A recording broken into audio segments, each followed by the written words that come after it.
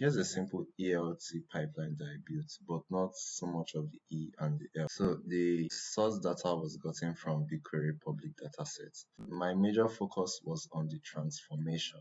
So I carried out transformation with dbt and separating the models into the staging layer and the math layer before then taking it down into Looker Studio. And as you can see over here, here's the data sets that I used. So what I did was just to copy it into my BigQuery project without extraction. So if you view dataset and you come over here to copy, you'll be able to copy this into your project. Once the data was loaded, I set up a dbt project to use in transforming the data. So over here, I did the staging model and the math model. Well, my major focus were on the staging and the maths, but I also had an intermediate. For my intermediate, it was where I had my facts and dimension tables. For my staging models was where I got the source data and did a bit of transformation, while the math models is where you set up your actual business models and definitions.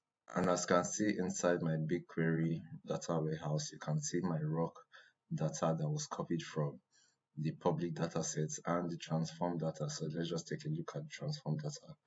You see all my models that were created in dbt. Here are the math models, here are the staging models, and here are the facts and dimension models. Finally, Looker Studio was connected to BigQuery just to create a very simple visualization with the data. Every KPI here are already defined in my dbt models, which made it very easy for me to just drag and drop without having to make any calculations down here in BigQuery. So every calculation and model has been defined at the transformation layer. And that's the good thing about practicing this project. You get to see a full end-to-end view of building an analytics project, from defining the models in dbt to knowing how they are being used in BI tools.